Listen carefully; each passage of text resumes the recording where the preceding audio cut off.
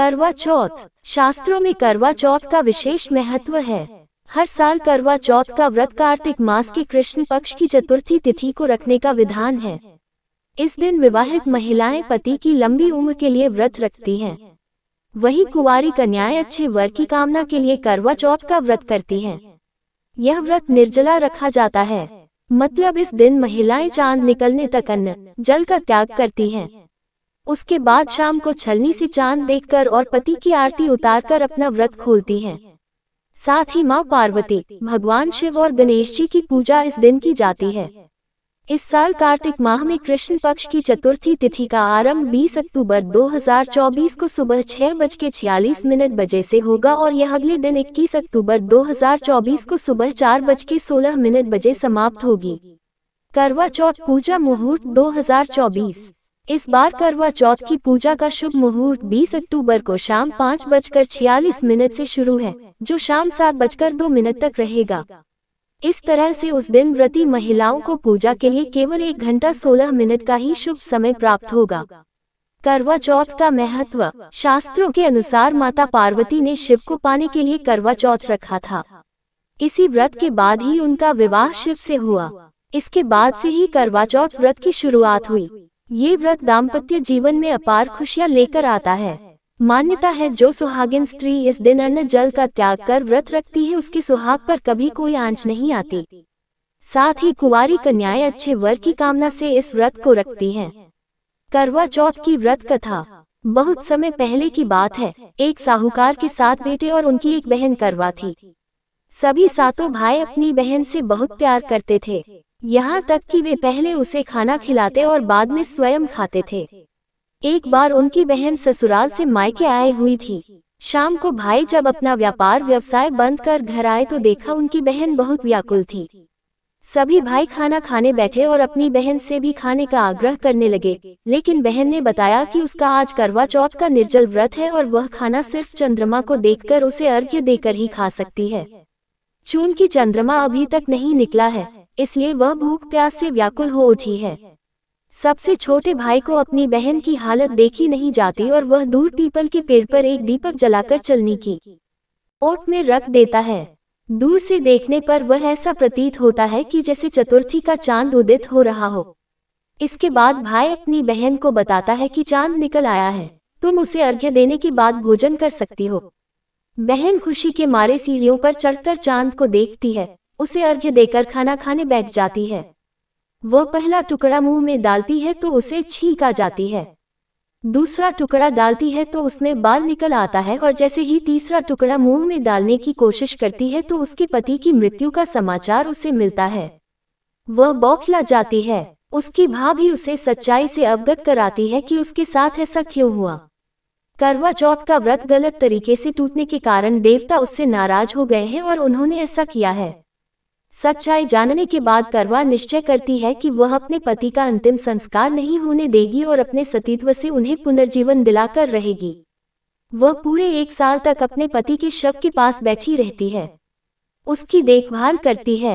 उसके ऊपर उगने वाली सुईनुमा घास को वह एकत्रित करती जाती है। 1 साल बाद फिर करवा चौथ का दिन आता है। उसकी सभी भाभियां करवा चौथ का व्रत रखती हैं। जब भाभियां उससे आशीर्वाद लेने आती हैं तो वह प्रत्येक भाभी से यम सुई ले लो, पेय सुई दे दो, मुझे भी अपनी जैसी सुहागिन बना दो, ऐसा आग्रह करती है। लेकिन हर बार भाभी उसे अगली भाभी से आग्रह करने का कह चली जाती है। इस प्रकार जब छठे नंबर की भाभी आती है तो करवा उससे भी यही बात दोहराती है। ये भाभी उसे बताती है कि चूंकि सबसे छोटे भाई की वजह से उसका व्रत टूटा था, अतः उसकी पत्नी में ही शक्ति है कि वह तुम्हारे पति को दोबारा जीवित कर सकती है। इसलिए जब वह आए तो तुम उसे पकड़ लेना और जब तक वह तुम्हारे पति को जिंदा न कर दे, उसे नहीं छोड़ना। ऐसा कहकर वह चली जाती है। सबसे अंत में छोटी भाभी आती है।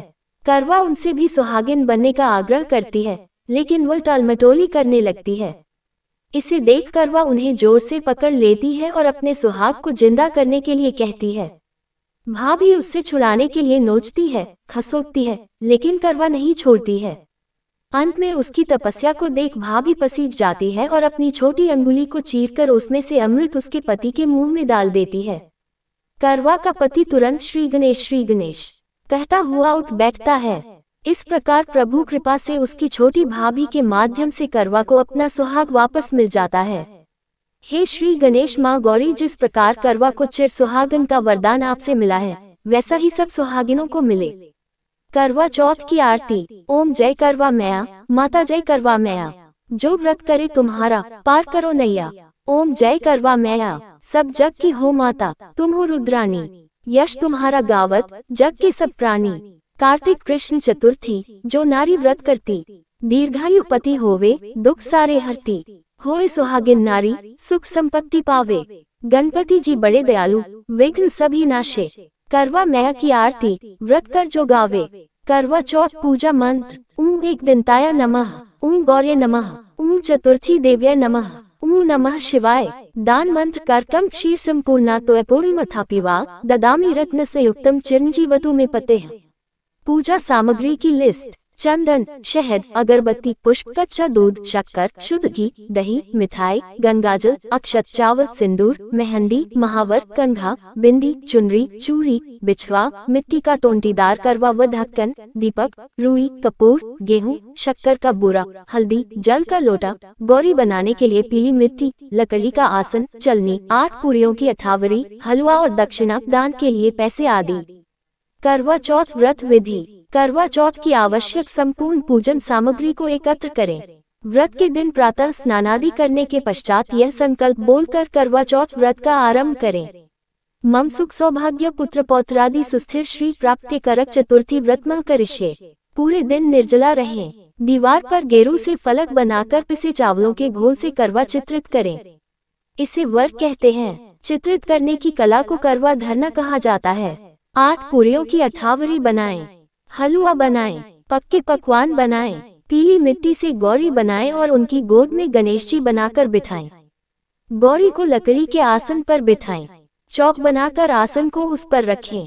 गौरी को चुनरी ओढ़ाएं। बिंदी आदि सुहाग सामग्री से गौरी का श्रृंगार करें। जल से भरा हुआ लोटा रखें। वायना भेंट देने के लिए मिट्टी का टोंटीदार करवा लें। करवा में गेहूं और ढक्कन में शक्कर का बूरा भर दें। उसके ऊपर दक्षिणा रखें। रोली से करवा पर स्वस्तिक बनाएं। गौरी गणेश और चित्रित करवा की परंपरानुसार पूजा करें। पति की दीर्घायु की कामना करें। नमः शिवाय शर्वाण्य सौभाग्यम संतति शुभा। प्रयच भक्तियुक्ताना नारीना हरवल्लभे। करवा पर 13 बिंदी रखें और गेहूं या चावल के 13 दाने हाथ में लेकर करवा चौथ की कथा कहें या सुने।